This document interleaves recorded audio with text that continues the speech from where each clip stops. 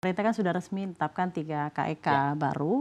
Nah, mungkin dari pandangan Anda sendiri, Pak, bagaimana kawasan ekonomi khusus ini benar dapat memberikan kontribusi yang nyata untuk perekonomian nasional? Ya, memang kawasan ekonomi khusus ini sudah dikembangkan oleh pemerintah sejak tahun 2009 ya. Dan pertama kali sudah mulai dibentuk atau didirikan itu KEK tahun 2012.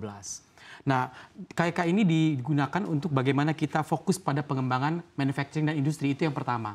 Namun kemudian berkembang, bagaimana kita bisa menciptakan pengembangan nilai-nilai tambah gitu dengan mengembangkan juga sektor jasa, kemudian bagaimana kita meningkatkan SDM kita dan juga teknologi kita. Nah, untuk itu tadinya tema-temanya berkembang dari cuma manufacturing dan industri menjadi ada juga KEK kesehatan, KEK pendidikan, kemudian KEK yang ekonomi digital. Nah, ketiga KEK yang baru saja disetujui itu adalah pertama KEK EduTech Medica Internasional Banten yang tepatnya berada di daerah BSD Tangerang.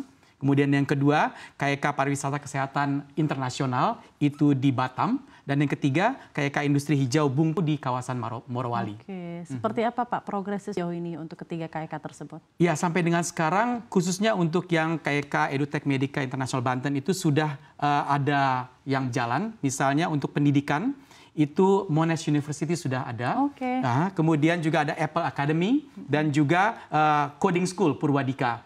Nah, sementara masih akan dibangun lagi ada rumah sakit internasional, kemudian klinik, dan juga pusat-pusat riset medis dan juga pusat industri kreatif. Kemudian untuk yang KEK Pariwisata Kesehatan Internasional di Batam, itu masih akan dibangun nanti rencananya ada rumah sakit internasional.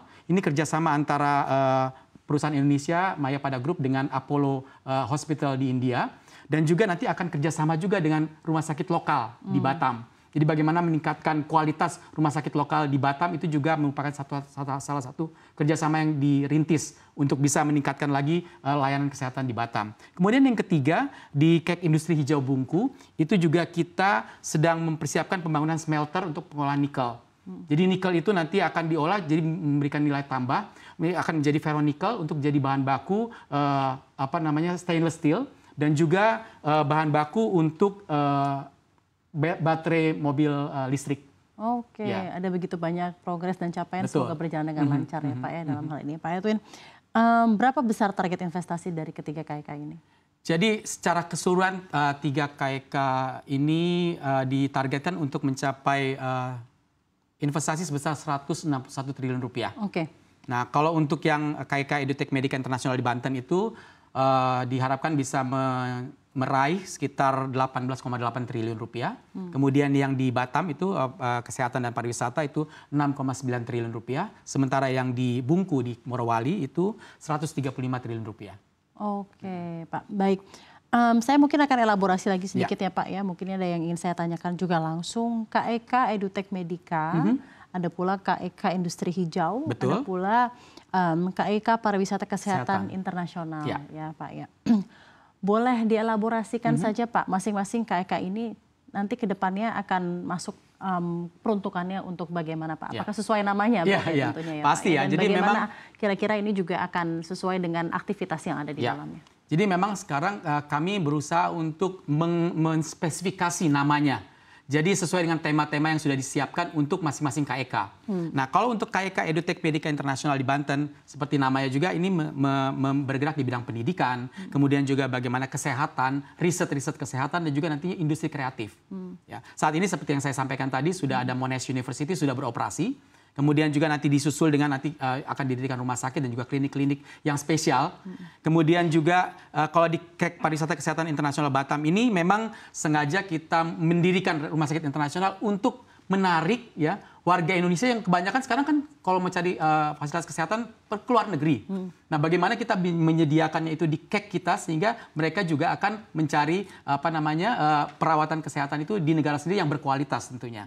Dan itu juga dipadukan dengan pariwisata, di mana nanti juga akan dibangun fasilitas villa dan juga yang untuk khusus buat orang-orang tua. Ya, ini sudah akan dibangun di situ juga hotel dan juga convention hall. Kemudian untuk yang industri hijau Bungku di Morowali, itu tadi seperti saya sampaikan, ini akan bergerak di bidang hilirisasi nikel. Tadi akan menjadi membuat bahan baku untuk stainless steel dan juga baterai mobil listrik. Kemudian juga ada khususnya di Bungku ini karena namanya kek industri hijau. Sehingga di dalam pelaksanaannya menggunakan energi yang baru dan terbarukan. Kita menggunakan pembangkit listrik dari tenaga uap. Jadi dengan demikian nanti produksi daripada kek ini juga dianggap sebagai produksi yang ramah lingkungan. Oke, baik Pak. Jadi memang ini sesuai banget ya Pak ya dengan visi misi Indonesia menuju Indonesia Maju 2045. Energi terbarukan, lalu pariwisata dan juga berbasiskan kesehatan ya Pak ya, dan juga edukasi hijau dan edukasi SDM, ya Pak ya, luar biasa. Nah, saya ingin tanyakan kepada Anda, apa yang sebenarnya menjadi latar belakang dari penetapan dari KEK yang memiliki tujuan dari masing-masing itu Pak? Ya, jadi tadi secara sekilas juga sudah saya sampaikan ya, khusus untuk KEK KEK pendidikan dan juga KEK kesehatan, kita ingin melakukan menarik ya wisatawan Indonesia yang khususnya ingin mencari pengobatan yang biasanya ke luar negeri, itu bagaimana kita bisa menarik mereka agar mereka hanya bisa mendapatkan layanan kesehatan yang berkualitas di dalam negeri. Kemudian juga untuk yang pendidikan, begitu juga. Jadi kalau kita lihat di sini data yang saya miliki bahwa pada tahun 2019 ada sekitar 2 juta orang Indonesia yang melakukan perjalanan ke luar negeri untuk mendapatkan perawatan medis. Nah, dengan demikian katanya ini data menyatakan bahwa ada potensi kehilangan nilai sebesar hampir 100 triliun rupiah. Jadi devisa kita yang keluar. Ya. Kemudian untuk bidang pendidikan tahun 2020 katanya sekitar 55.000 pelajar Indonesia mencari ilmu ke luar negeri. Nah, ini yang berusaha nanti pemerintah untuk bisa menghemat devisa, kita menarik nih agar pasien-pasien yang biasa ke luar negeri kita bisa ke Batam, ataupun kita juga sudah punya KEK kesehatan di Sanur. Ya, kemudian juga tadi para mahasiswa yang tadinya mau ke luar negeri kita sudah sediakan di Nongsa, ya, kemudian juga ada di Singasari. Dan juga di Banten tadi. Kalau di Batam itu ada Monash University, kalau di Singasari itu ada King's College London. Akan membuka cabangnya di sana. Oh, luar biasa ya Pak ya. Jadi untuk masyarakat Indonesia yang mencari edukasi berkualitas dari institusi-institusi pendidikan ternama di dunia, tidak usah jauh-jauh ke sana, dalam hal ini bisa langsung merasakan pelayanan dan juga fasilitas pendidikan kelas dunia ya Pak.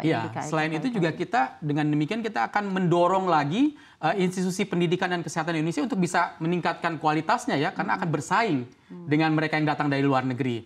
Kemudian yang kedua, kita bisa menghemat devisa. Kalau bisa malah kita mendatangkan devisa, orang-orang dari luar negeri, pasien dari luar negeri bisa datang ke tempat kita, atau murid-murid mahasiswa dari luar negeri juga bisa belajar di tempat kita di Indonesia. Pak, saya juga ingin bertanya kepada Anda, untuk menarik minat investor dan sebagai daya tarik dari KEK ini sendiri Pak Edwin, apa saja hal yang sudah disiapkan pemerintah dan sejauh ini yang mungkin seperti apa nih effortnya sudah dilakukan? Jadi dalam hal ini kami di Sekretariat Jenderal Dewan Nasional Kawasan Ekonomi Khusus juga sudah berupaya untuk melakukan koordinasi. Ya, bagaimana insentif-insentif yang sudah disediakan untuk berbagai macam investor yang datang ke KEK ini juga bisa dilaksanakan dengan sesuai dengan peraturan perundang-undangan yang berlaku. Nah, seperti yang kita ketahui bahwa di KEK ini pemerintah menyediakan insentif fiskal berupa misalnya tax holiday. Ini sampai dengan 20 tahun. Ya, kemudian juga ada tax that's very nice. Tax holiday 20 betul. tahun. Dan juga tax allowance ada 10 tahun. Kemudian selain dengan insentif fiskal lainnya juga ada misalnya pembebasan bea masuk untuk barang modal dan juga untuk mesin-mesin.